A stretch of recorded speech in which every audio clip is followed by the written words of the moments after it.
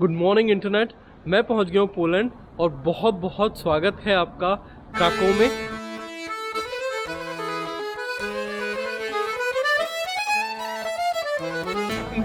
मकबूल ये इटली में पढ़ते हैं। हमारी गाइड एक किस्सा सुना रही थी, फनी इंटरेस्टिंग किस्सा।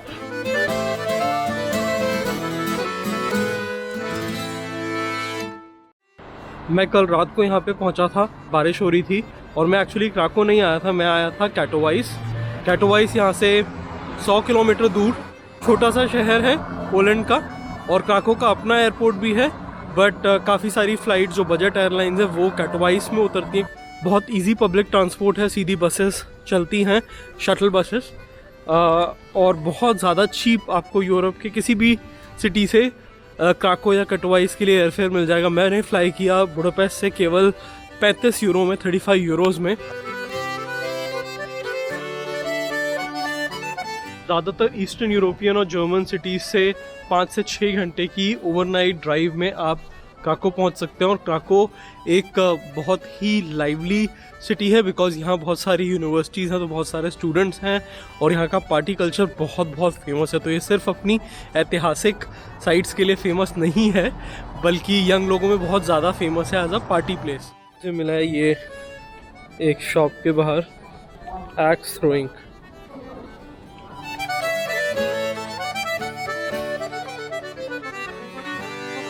क्राको म्यूज़ियम से भरा हुआ है, जैसे आप मेरे पीछे देख सकते हैं।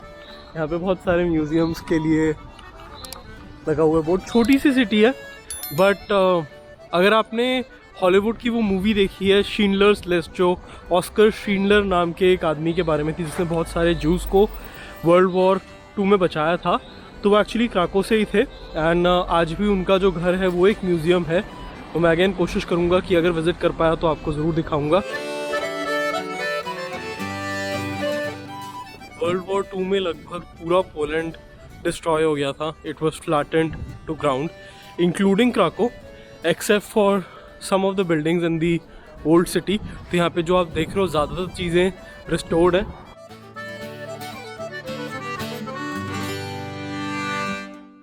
और अब मैं जा रहा हूँ ओल्ड टाउन के मेन स्क्वायर में, जो सेंटर ऑफ ओल्ड टाउन है, और वहाँ पहुँच के आपको दिखाता हूँ। नाम तो मुझे नहीं पता है, और आपको इतना बता सकता हूँ कि यहाँ पे आज मौसम बहुत सुहाना है। करीब 20 डिग्री का टेम्परेचर हो रहा है लगभग। ठंडी ठंडी हवा चल रही है और बहुत ही मीठी मीठी धूप खिली हुई है। बहुत मज़ा आ रहा है वॉक करते हुए।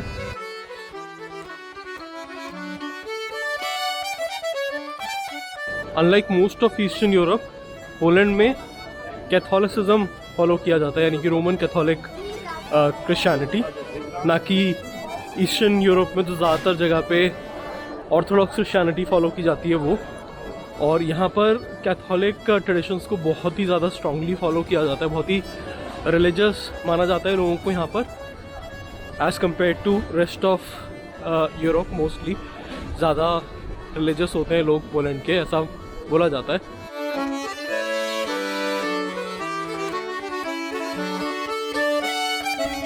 ये मेन चर्च है और उसके बिल्कुल सामने ये मेन स्क्वायर है। इस चर्च का नाम मुझे बताया गया बेसिलिका मरियाचका है, मेन स्क्वायर में जो मेन चर्च है।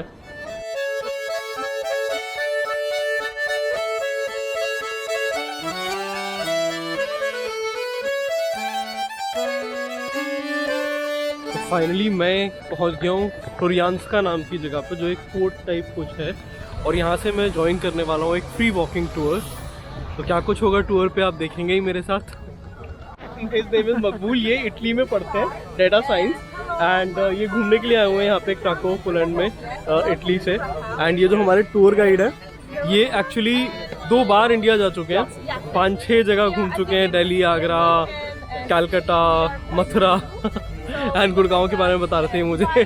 तो होपफुली ये बहुत इंटरेस्टिंग टूर होने वाला है। हमारे गाइड की शर्ट पे बांग्ला में लिखा हुआ है। 2 ग्रुप्स में स्प्लिट करें, बिकॉज 70 लोग आ चुके हैं, 70 लोग ट्रिप पे ज्वाइन कर रहे हैं। We're gonna walk a lot, yes? We are gonna talk and walk. ये हैं सेंट फ्लोरियन और इन्हीं के नाम पर इस जगह का नाम रखा गया है फ्लोरियांस का। सेंट फ्लोरियन एक इम्पॉर्टेंट सेंट है क्रिश्चियनिटी में और कैथोलिक क्रिश्चियनिटी में। ये बार्बिकन कैसल है। ये बेसिकली एक राउंड कैसल है, तो अगर एनिमी जो मोट है अराउंड द कैसल उसको पार कर भी लेता है तो चारों तरफ से जो ऊपर सोल्जर्स बैठे हों वो उसको टारगेट कर सके, इसीलिए इसको गोल बनाया गया था। ये पूरी रेप्लिका है ओल्ड टाउन की जो उस समय एग्जिस्ट किया करता था। ये हमने अभी अभी देखी है कैसल। ये गेट था जहाँ से अभी एग्जिट किया। ये पूरा फ्लोरियांस का रोड है और ये पहले सिटी सेंटर हुआ करता था। ये वेवेल है वो हिल जहाँ पे कैसल बनी हुई है, जहाँ राजा रहा करते थे पोलैंड के। तो जहाँ हम ये थिएटर खड़ा देख रहे हैं आज, वहाँ पर एक्चुअली ये बहुत बड़ा चर्च का कॉम्प्लेक्स हुआ करता था। ये चर्च बचा है, यहाँ थिएटर बना दिया गया है और ये एक सेंट का घर था जो अभी भी प्रिजर्व्ड और सबसे पुराना घर है पूरे क्राको। यहाँ पे घड़ियाँ क्राको की सिस्टर सिटीज़ का टाइम दिखा रही हैं। Edinburgh in UK and last में क्राको। एंड इंसिडेंटली क्राकोट का टाइम गलत आ रहा है, 2 बज रहे हैं यहाँ पर। और ये यहाँ पर एक लेम घोड़ा है, पता नहीं इसका क्या सिग्निफिकेंस है। इकलौता ऐसा घोड़ा देखा मैंने पूरी दुनिया में। मतलब घोड़े तो अपनी छलांगों के लिए जाने जाते हैं, इनका पैर ही नहीं है। इसकी क्या कहानी है पता नहीं, गाइड से पूछते हैं और नहीं भी पता लगेगा तो इसे पता हो बताना।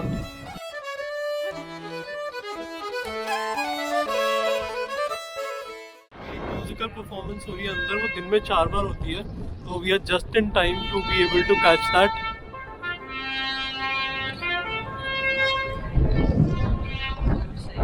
वो वहाँ ऊपर होती है एकदम टॉप पे।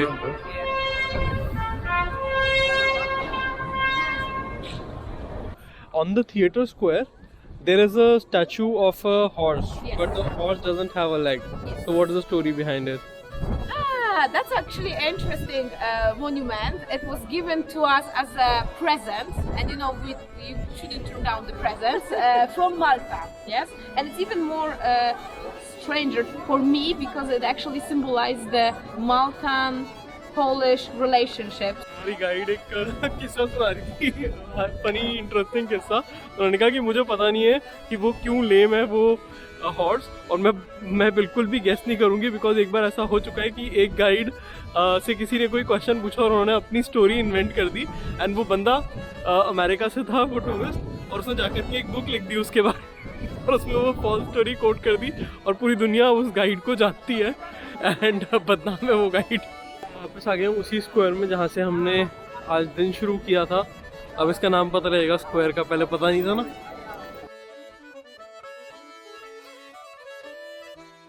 तो फाइनली स्क्वायर का नाम मुझे पता लग गया। इसका बड़ा अजीब सा नाम है, रेनेर गूवने नाम है, जिसका मीनिंग ही मेन स्क्वायर होता है। और ये जो मार्केट है ये मेडिवल टाइम से यहाँ पे मार्केट, और ये जो मार्केट स्क्वायर हुआ करता था ये बहुत ही एलीट गुड्स के लिए, यानी कि बहुत एक्सपेंसिव कपड़े, और सबसे ज़्यादा इम्पोर्टेंट क्राको की हिस्ट्री के लिए यहाँ का सॉल्ट। यहाँ पे सॉल्ट माइंस हुआ करती थी। इनफैक्ट यहाँ पर कुछ साल पहले खुदाई हुई थी टू ले द फ्रेश रोड्स हेयर। तो वहाँ पे बहुत सारा मेडिवल टाइम्स के टूल्स और हिस्ट्री वो सब कुछ यहाँ पर मिले। वो आर्टिफैक्ट्स यहाँ पर एक म्यूज़ियम बनाया गया है, वहाँ पर रखे गए हैं। तो जिसको इंटरेस्ट हो मेडिवल हिस्ट्री, मेडिवल लाइफस्टाइल देखने के लिए यूरोप का, वो वहाँ जा सकता है। इस पूरी नई सिटी के नीचे एक पुरानी सिटी दबी हुई है, जो over a period of time जो भी रबिश था वो सैंड के ऊपर, सैंड उसके ऊपर आ गई, देन फिर रबिश, देन सैंड, वो सब कुछ फाइनली लेयर बाय लेयर लोगों ने डिस्कवर किया बहुत सालों बाद।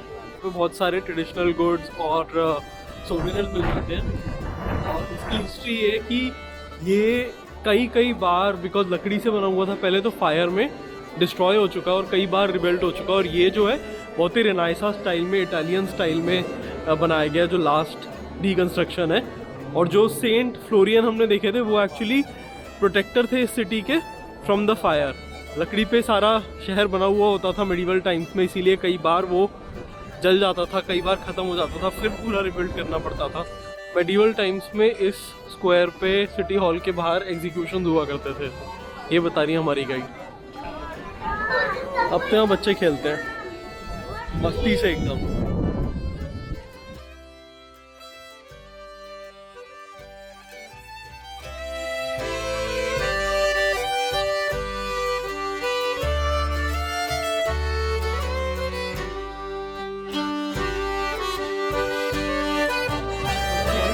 तो हम बेसिकली एक यूनिवर्सिटी में आ गए। अभी यूनिवर्सिटी है यहाँ की, मैंने बताया था कि यहाँ पे बहुत सारे स्टूडेंट्स हैं, तो यूनिवर्सिटी का एक छोटा सा सेक्शन जो है वो टूरिस्ट के लिए ओपन कर रखा है।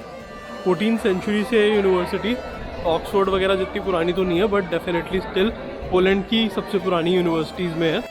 यहाँ वो गोल्डन गेट जो बना हुआ है दैट इज़ एक्चुअली लाइब्रेरी, उस ज़माने की लाइब्रेरी है ये। So nowadays there are no lectures here, but you can, well, it's like more administrative building.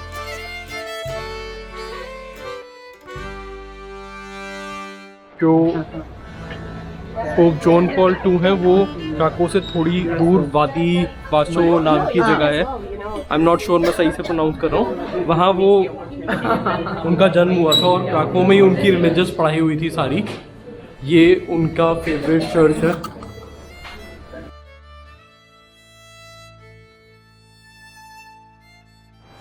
बोला जाता है कि उनके पोप बनने के बाद यंग लोगों में कैथोलिक क्रिश्चियनिटी का काफ़ी ज़्यादा पॉपुलैरिटी हुई है यहाँ पे पोलैंड में। ये सब बिशप्स ऑफ पोलैंड की पेंटिंग्स लगी हुई हैं और ये है John Paul II the pope.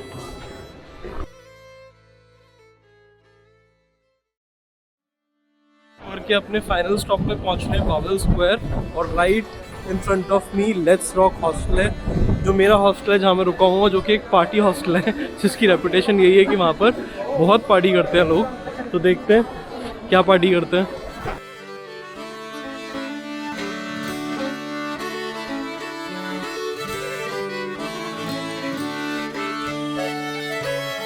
तो ये सामने स्ट्रीट है कालिनीचा स्ट्रीट, ये सबसे पुरानी स्ट्रीट है क्राको में और ये सबसे पुराना चर्च है सेंट एंड्रूज चर्च। ये 11th सेंचुरी में बना था और बाकी सब ये जो घर हैं ये ऑफ कोर्स सबसे रेनोवेट हो चुके हैं। ये जो चर्च है इससे 5 सेंचुरीज लेटर यानी कि 16th सेंचुरी में बनाया गया है, इसीलिए इसका आर्किटेक्चर जो है वो बरोक स्टाइल आर्किटेक्चर है, तो डिफरेंट है बाकी पुराने वाले चर्च से। एंड ये तब के समय में मेन स्क्वायर हुआ करता था। यहाँ पे एक तीसरा चर्च भी हुआ करता था ये बता रही हैं, बट वो 19th सेंचुरी आते आते तक पूरी तरीके से डिस्ट्रॉय हो गया और पैसे थे नहीं उसे रेनोवेट करने के लिए, तो वो ख़त्म हो गया चर्च। तो यहाँ हम अपना ब्लॉग ख़त्म करेंगे। अगर आपको पसंद आया हो तो लाइक कर देना, मज़ा आया हो तो बताना ज़रूर कमेंट्स में। मैं एक और एपिसोड में मिलूँगा आपसे बहुत सारी मस्ती इन्फॉर्मेशन और साइट सीइंग के साथ।